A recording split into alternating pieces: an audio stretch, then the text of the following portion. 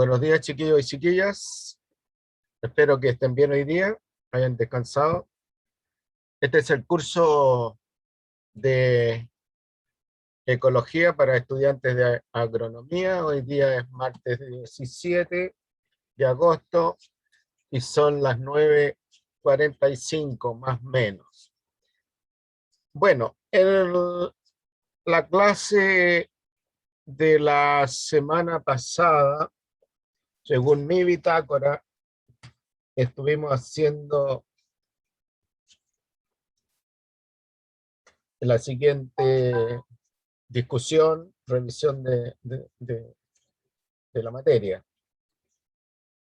Hablamos de lo que era ecología, definimos la ecología desde el punto de vista de interés a los agrónomos, existen varias definiciones de ecología, así que nos ajustamos a la perspectiva futura de ustedes, perspectiva profesional de ustedes. Estuvimos hablando sobre los principios unificadores de la ecología y donde hablamos particularmente del modelo de organización de la ecosfera, un modelo bastante útil para entender la situación, y ubicamos dentro de este modelo donde están los llamados niveles ecológicos. Caracterizamos los niveles ecológicos. Hablamos de los niveles ecológicos de interés para el agrónomo. También hablamos algo de las subdivisiones de la ecología, ¿eh? Y los métodos de estudio más comunes, más frecuentes de la ecología. ¿Ya? Partiendo, ¿no es cierto?, desde la observación, ¿ya? Por ejemplo, la diapo que estamos mostrando, el picaflor, ¿no es cierto? Alguien puede estar estudiando la polinización por picaflores, está horas y horas ahí mirando a qué hora llega el picaflor, cuánto tiempo está, qué es lo que hace, etcétera. Estudio observacional desde un punto de vista. Y en el otro extremo tenemos ya los estudios, los análisis con modelos que pretenden describir y predecir la situación futuro. Por ejemplo, la comprensión de los impactos ecológicos del cambio climático a futuro se hace en base a modelos. Algunos modelos ya, incluso la eficiencia de los modelos se estima, algunos modelos son más acertados que otros, parten de distintos supuestos, algunos son más simples que otros. En general, el análisis es complejo porque la cantidad de datos y la cantidad de variables que se usa bastante más que el observar, ¿no es cierto?, la conducta de un picaflor. Dicho en otras palabras, los sistemas complejos se estudian desde el punto de vista ecológico en base a observación, experimentos de laboratorio, experimentos de terreno, y los fenómenos o los sistemas más complejos se analizan en función de modelos matemáticos, modelos computacionales. Bueno, volviendo a esta idea de los niveles de organización ecológica, que es esta zona, ¿no?, partiendo del individuo, a pesar que aquí dice organismo, partiendo del individuo, este bichito que está aquí, y pasando hacia poblaciones, pasando hacia comunidades, pasando hacia ecosistemas. Aquí no lo aparece, tenemos entre ecosistema y la ecósfera los biomas, y sobre el bioma tenemos la ecósfera. Estos sistemas, para una comprensión adecuada de estos sistemas, hay que darle una mirada ¿no es cierto?, a los sistemas más simples, los sistemas biológicos, los sistemas químicos y los sistemas físicos. Eso no quiere decir que nosotros nos centremos también en los sistemas ecológicos propiamente tal, pero si nosotros queremos, por ejemplo, determinar el efecto ecológico de un pesticida, el efecto ecológico de un fertilizante, bueno, hay que darle una mirada a la química, hay que darle una mirada a la biología. Si queremos ver el efecto ecológico de las heladas, por ejemplo, sobre un determinado cultivo, bueno, tenemos que darle una mirada a la ecología y una mirada a la física. Pues, tal vez, ¿no es cierto?, si las heladas son muy extremas, una mirada a la química, pero por lo menos una mirada a la biología, una mirada a la física. Entonces, vamos, antes de meternos ahí en el tema ecológico propiamente tal, vamos a darle una mirada en esta clase.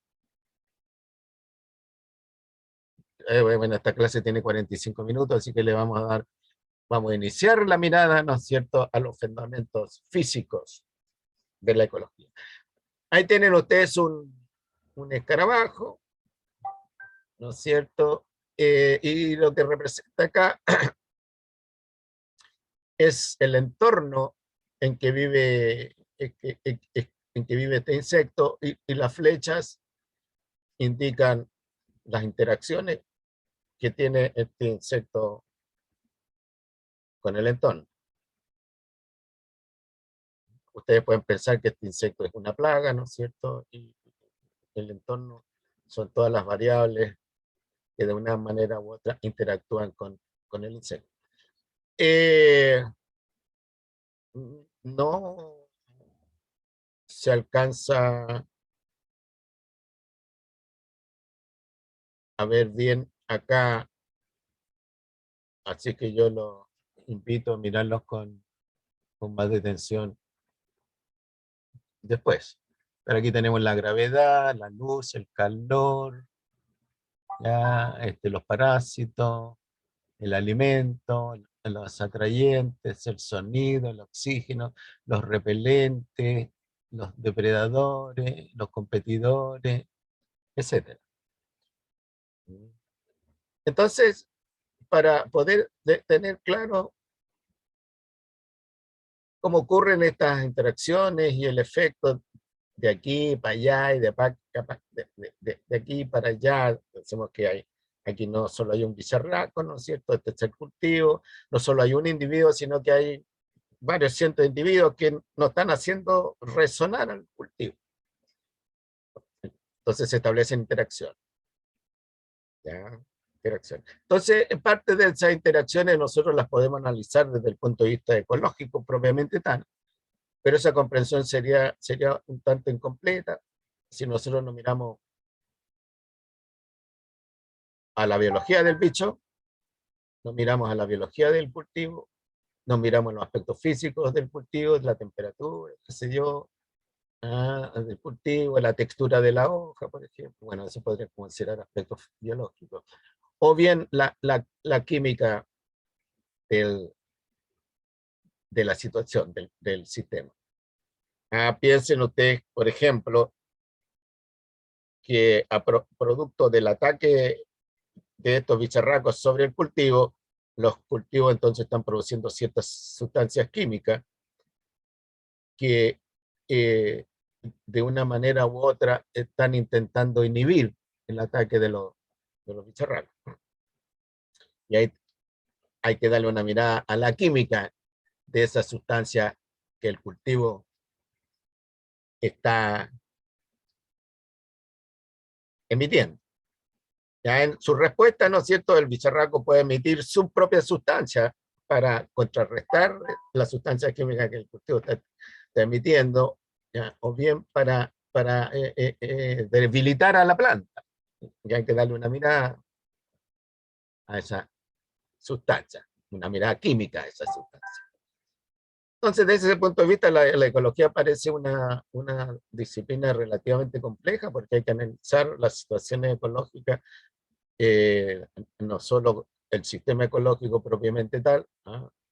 Sino que también la química, la física y la biología. Nosotros vamos a irnos por la parte poco descriptiva, los factores ambientales. Los factores ambientales son aquellos componentes del entorno con los cuales, ¿no es cierto?, el objeto central del entorno, que puede ser el bicho que mostramos, ¿no?, una plaga, para no pensar en un solo bicho, donde cada uno de los bichos, ¿no es cierto?, tiene su entorno, un microentorno. Entonces los factores ambientales pueden ser de naturaleza física, de naturaleza biológica o de naturaleza química. O sea, los factores ambientales son componentes del medio ambiente con los cuales el bicharraco está interactuando.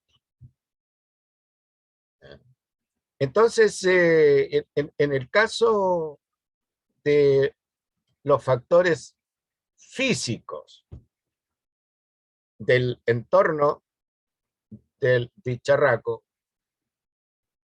¿ya? Bueno, si nosotros definimos qué es lo que son los factores físicos del entorno del bicharraco en función de lo que es un fenómeno físico, diciendo, ¿no es cierto?, que los fenómenos físicos son transformaciones de la materia que no afectan a la naturaleza misma de la materia. ¿Ya? ¿Ven ustedes este árbol?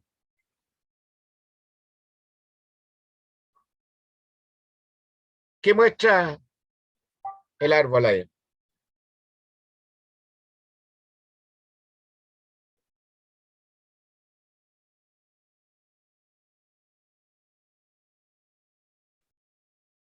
¿Me entendieron la pregunta? No, profe, ¿cómo a qué se refiere? El árbol. ¿Qué muestra del entorno el árbol? Que se modificó por el Eh, viento. Exactamente, pues muy bien, excelente. Eso se llama el efecto bandera. ¿Tú me puedes decir de dónde viene en la lámina? ¿Ah? ¿De dónde viene el viento, la dirección del viento?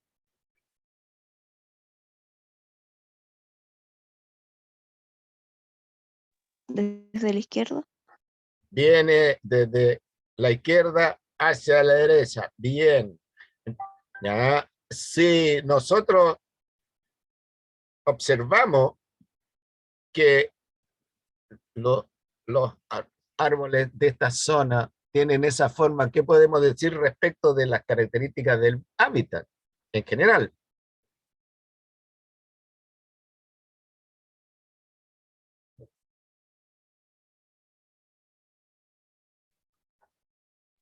Que tiene pocas montañas. Bueno, Em, te refiero basado en la forma del arbusto que está ahí, la forma del arbusto que está allá, o del árbol, si ustedes quieren, respecto de las características de la atmósfera. claro que hay mucha presencia de viento. Claro que es una zona ventosa. Bien, es una zona ventosa. Y claro, si tú miras el paisaje general, vemos que es una zona amplia, por lo tanto, más bien una llanura. ¿De qué color es el suelo?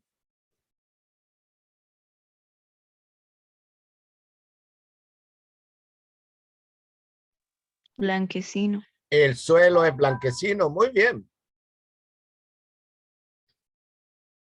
Con una superficie rocosa, a ver, con, con, con una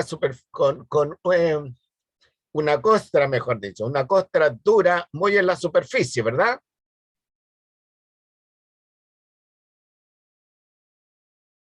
Estos suelos blanquecinos, ¿qué composición química tienen? Son altos en sales. ¿Qué sales, por ejemplo?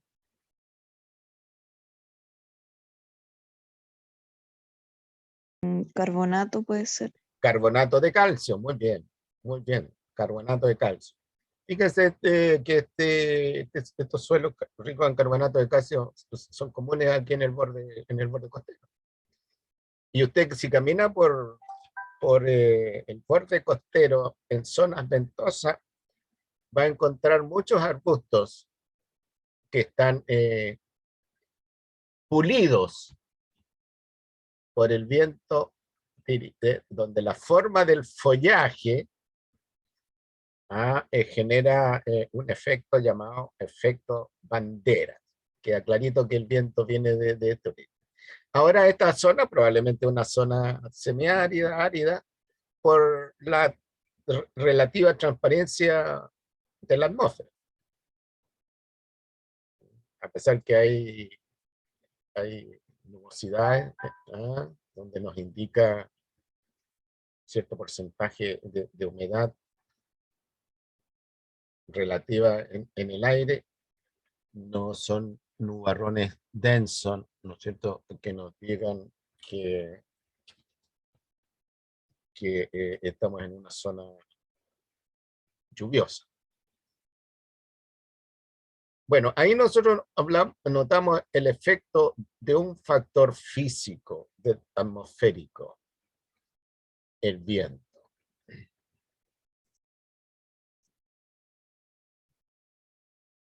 ¿Cuáles son los factores físicos del entorno y su importancia ecológica? La temperatura. ¿Por qué la temperatura es importante? Pensemos en un cultivo. ¿Por qué la temperatura es importante? Porque contribuye para la fotosíntesis. También tiene efectos sobre el agua. ¿Qué significa eso que contribuye a la fotosíntesis? ¿O efectos sobre el agua? Profe, estaba pensando como en la temperatura que viene de la luz solar. Pero la temperatura en general influye en la transpiración de las plantas. Bueno, ¿no es cierto? La temperatura, como característica del entorno, influye sobre procesos biológicos y procesos físicos. Por ejemplo, como lo acaba de decir tú, la temperatura influye sobre la evapotranspiración, o sea, la pérdida de agua por evaporación y por transpiración. La temperatura elevada tiene un efecto desecante, pero también la temperatura, ¿no es cierto?, tiene un efecto sobre las reacciones químicas. Y aquí se habla de una temperatura óptima, una temperatura una temperatura máxima, ¿no es cierto?, y una temperatura mínima. Sobre esa temperatura máxima, los fenómenos biológicos, piensen en un cultivo, los fenómenos biológicos bajan. Y frente a una temperatura, bajo una temperatura mínima dentro de este óptimo, los fenómenos biológicos, los procesos biológicos disminuyen también, ¿verdad? Para las plantas. Piensen que el otro día leía yo una noticia que los agricultores se están quejando por las heladas. Entonces, si bien es cierto, algunos cultivos necesitan de golpes de frío, pero cuando, cuando el golpe dura mucho tiempo o bien ocurre a destiempo, ese golpe de frío se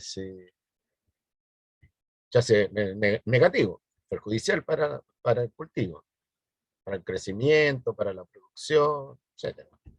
Lo mismo pasa, ¿no es cierto?, ya golpes de calor, sobre todo para la germinación germinación de la semilla, que si las plantas quedan muy expuestas a temperaturas elevadas, o bien a destiempo, entonces los golpes de calor generan un efecto negativo.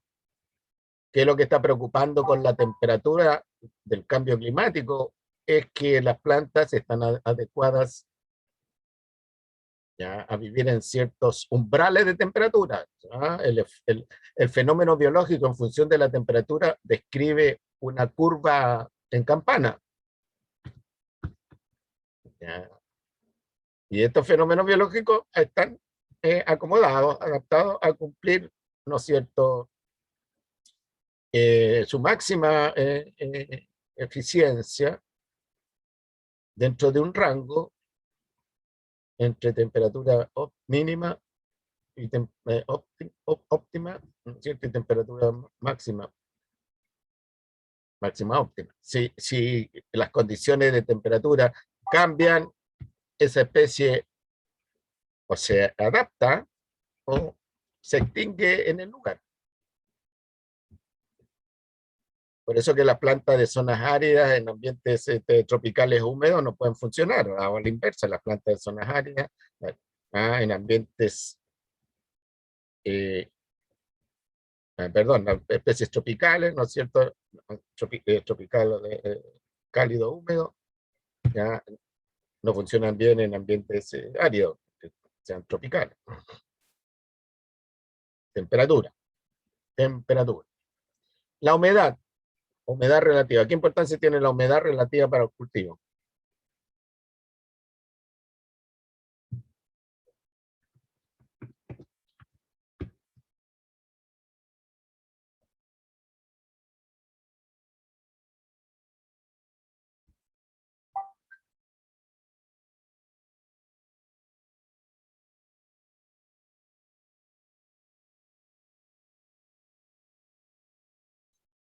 A ver, me voy a ver en la obligación de preguntar. Tenemos cuántas personas aquí, tenemos 15 personas, ¿cómo alguien nos opina?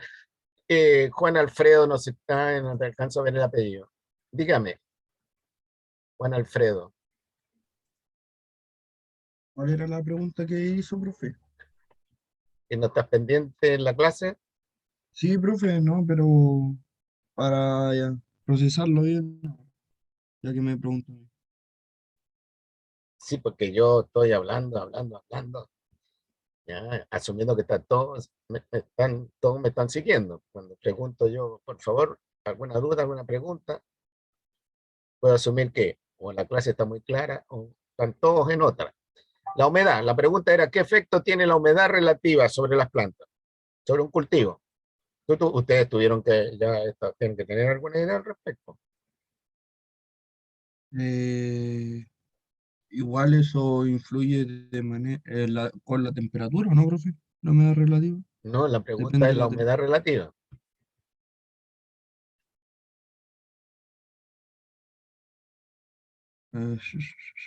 A ver.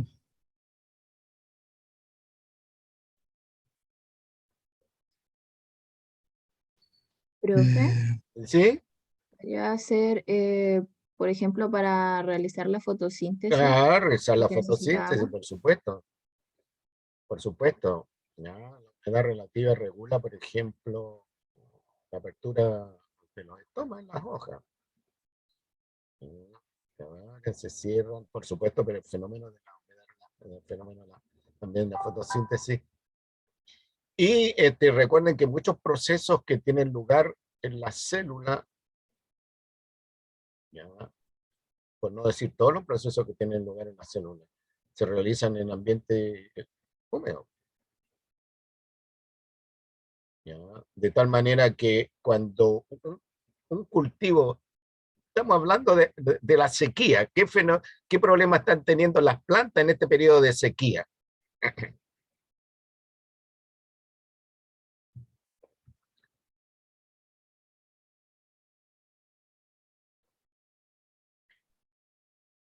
Con la sequía que estamos experimentando nosotros, ¿ha aumentado la temperatura? O dicho otra palabra, con la sequía que estamos experimentando, ¿ha cambiado la temperatura? Sí, ¿Ah? sí. ¿Ha bajado? ¿Ha subido? eh, ah, Depende, pero No. sí ha subido, encuentro yo. Eso que tú estás diciendo es sensación térmica. Ah, la sensación sí, La sensación térmica. es la que aumenta. ¿Ya? Si tú estás en el trópico húmedo, ya el ambiente se hace insoportable para uno. Puede haber, por ejemplo, temperatura de 30 grados, 35 grados, una humedad relativa, qué sé yo, del 80% en el trópico húmedo, o sea, es insoportable para uno. Aun cuando tú aquí puedes soportar ya temperaturas de 30 grados, sin grandes problemas, pero con una temperatura, con una humedad relativa ya, del 40%, qué sé yo, ¿no? A pesar de que aquí estamos ¿Profe? en un ambiente húmedo. No, la temperatura no cambia con la sequía, lo que cambia es la humedad del suelo, ¿no es cierto? Disponible para las plantas y la humedad atmosférica, porque llueve, ¿no es cierto? Cuando llueve y por efecto de la radiación se evapora el agua y ahí tenemos que aumenta la humedad relativa de la atmósfera, ¿Profe? ¿sí? Y hablando de eso que usted dice, si la sensación térmica cambia, se ve afectada, ¿eso afecta de manera directa a la humedad relativa o no? Sí, po. No, todo lo Sí, ve contrario, afectada. pues. No, todo lo contrario. La combinación de humedad relativa afecta a la sensación térmica, ¿ya?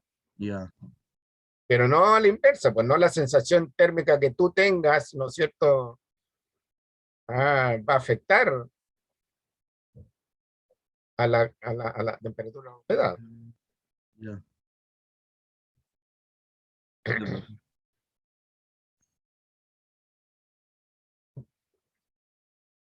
Ahora, la humedad relativa tendrá algún efecto sobre enfermedades.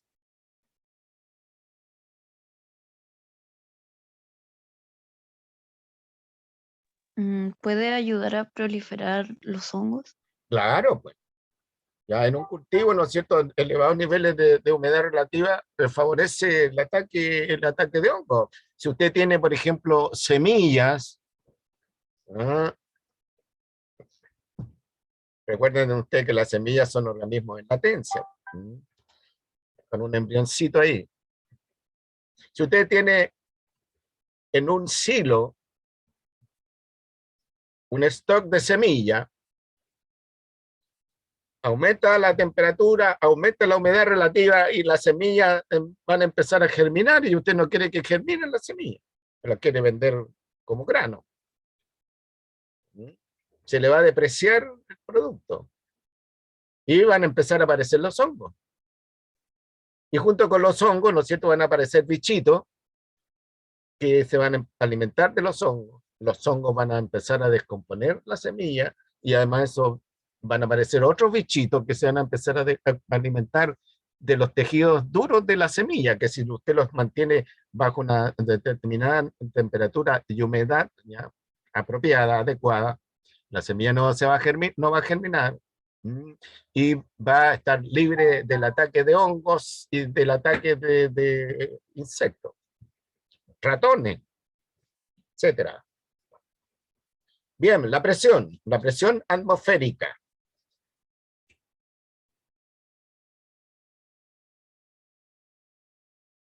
¿Qué es, a propósito, qué es la temperatura?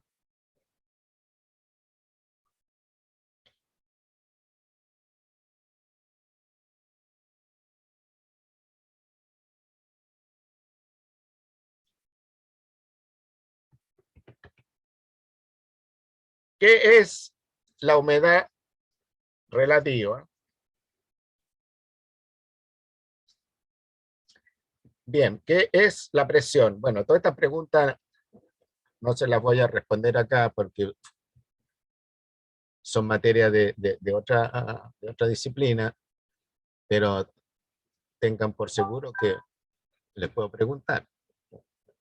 No vamos a estar hablando del efecto ecológico del sonido y no sabemos qué es lo que es el sonido. Presión. ¿Ejerce un efecto la presión sobre los cultivos?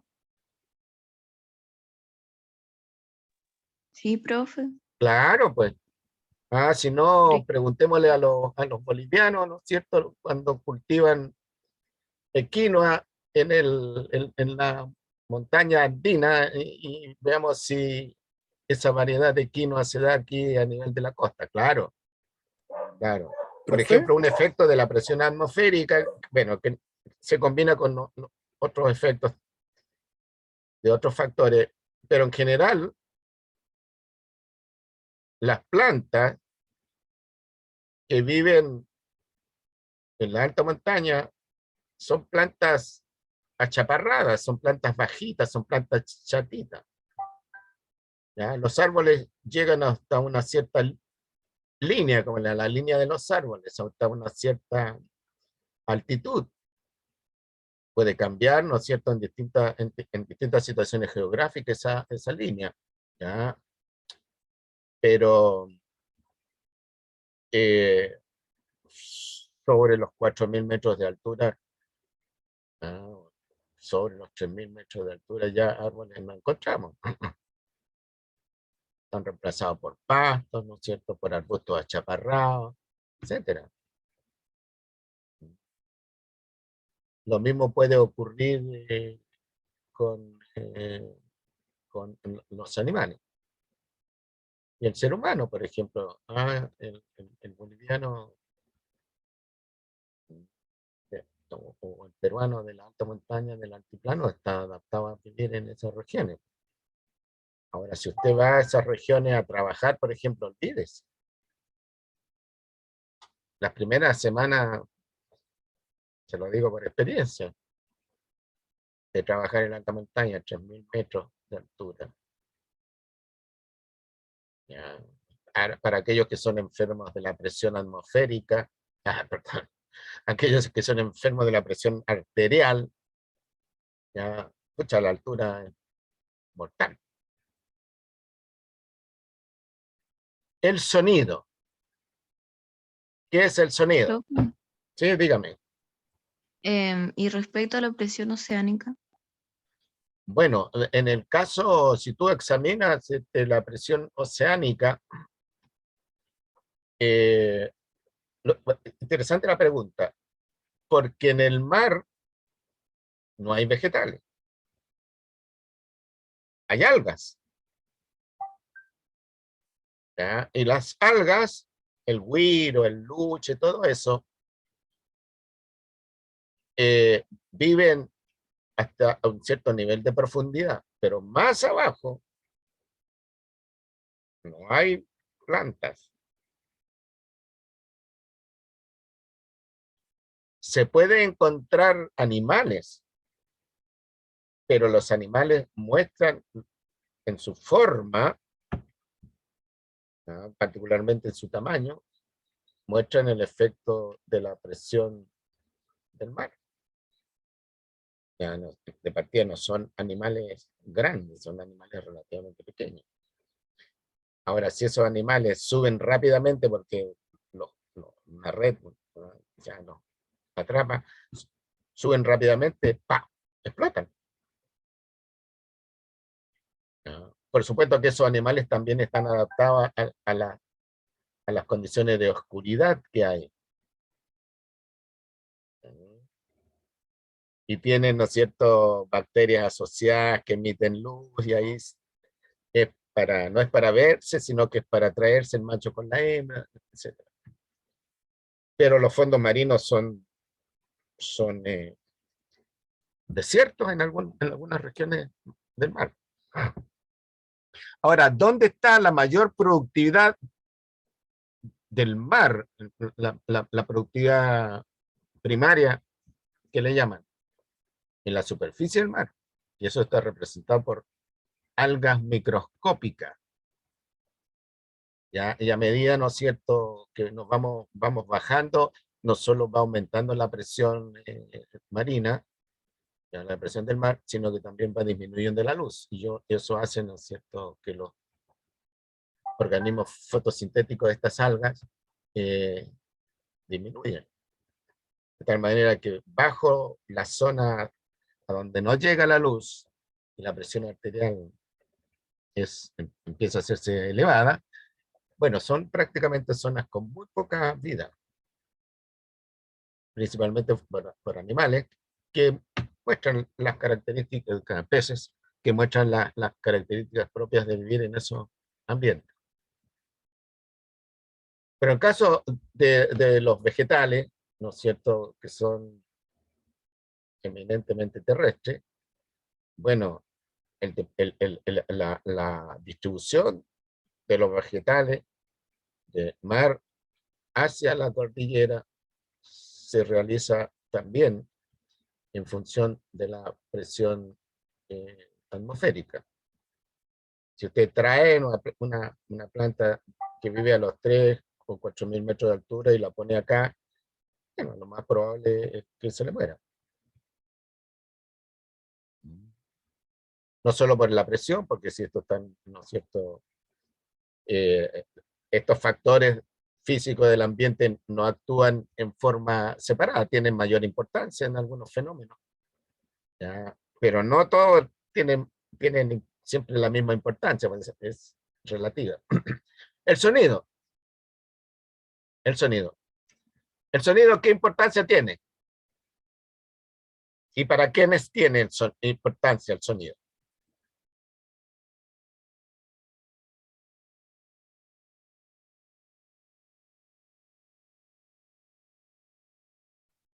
Parta de la base, ¿no es cierto? Repito, que usted tiene que manejar estos conceptos de temperatura, humedad relativa, presión, sonido, viento, fuerza, etc. El sonido, ejemplo, de un efecto ecológico del sonido.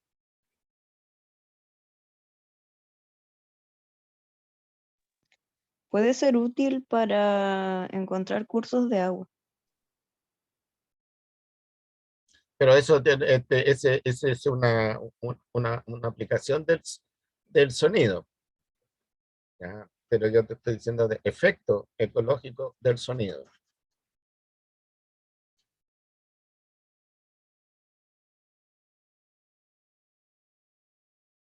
¿Para qué tipo de organismo el sonido es importante y genera un efecto ecológico?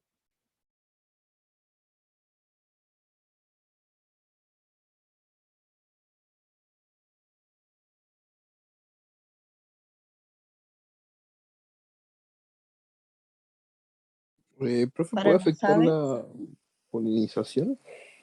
¿El sonido?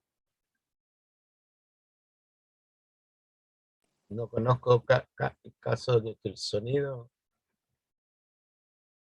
afecte la polinización.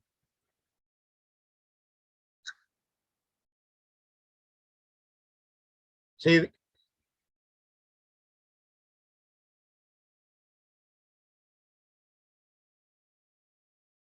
uy, yo me entusiasmo con la clase. ¿Y qué hora es? ¿Estamos saliendo ya o no? 10:26. Ecoagro, 10:30, nos quedan 4 minutos. Bueno, el sonido es importante, pues chiquillos, para los animales, pues. ¿Ah? ¿Usted cree que los pájaros cantan porque les gusta cantarle a la mañana? ¿Usted cree que cuando yo le hago la clase, ¿ah?, no es importante el sonido para interactuar, ¿no es cierto?, entre ustedes y yo, aun cuando interactúo yo, fundamentalmente con usted, la interacción va de mi persona hacia ustedes, ¿no?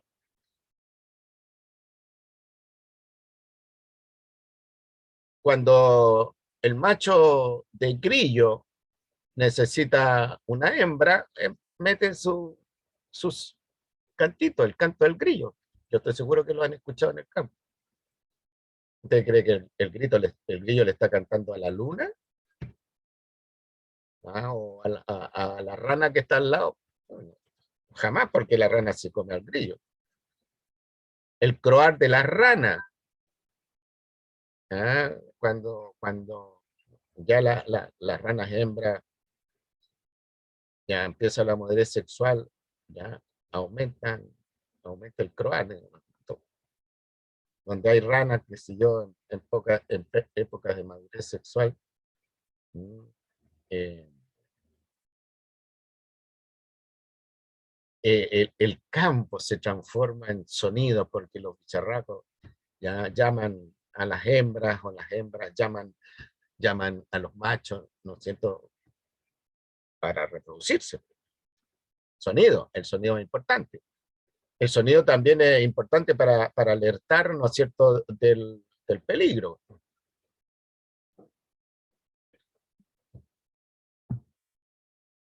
El viento. No le voy a preguntar ahora qué es lo que es el viento, pero tiene que tener claro. ¿Qué efecto ecológico tiene el viento?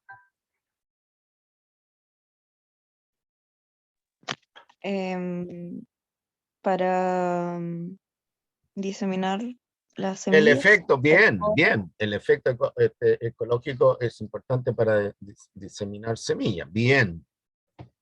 ¿Qué otro efecto?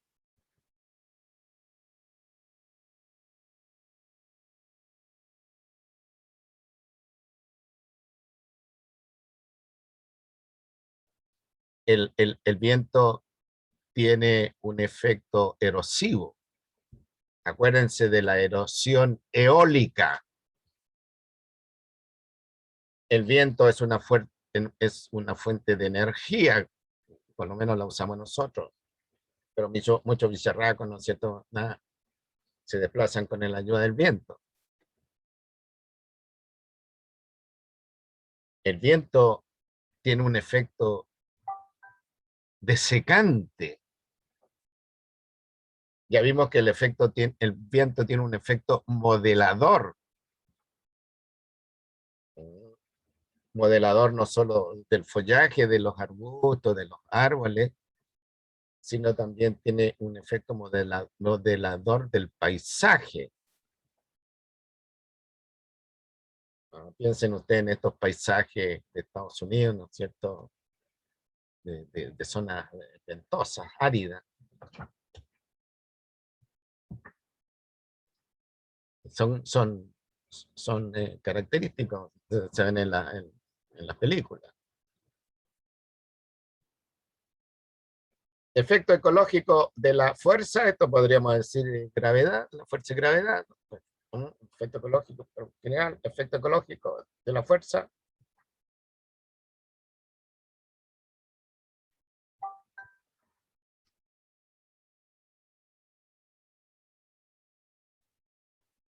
Bien, nos llegó la hora de término de la clase. Bueno, nos juntamos a las 2:30.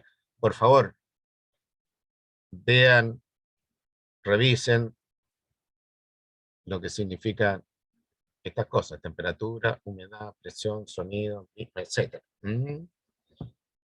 Todo esto tienen efectos ecológicos. Algunos de ellos son más importantes que otros, dependiendo del tipo de organismo, porque como a nosotros nos interesa la parte de ecología del cultivo, a pesar que este curso no es un curso de ecología del cultivo, pero es importante relacionarlo, ¿no? Y yo estoy partiendo del supuesto que ustedes tienen alguna otra asignatura cuyo conocimiento nos puede ayudar a comprender el efecto ecológico de los factores físicos, los factores químicos, los factores biológicos. Nos queda la fuerza, la radiación y la energía. Este tema es bastante bonito y yo creo que interesante porque ya ustedes son ingenieros agrónomos, o son agrónomos más, ¿no? ¿Qué es lo que dice el título profesional?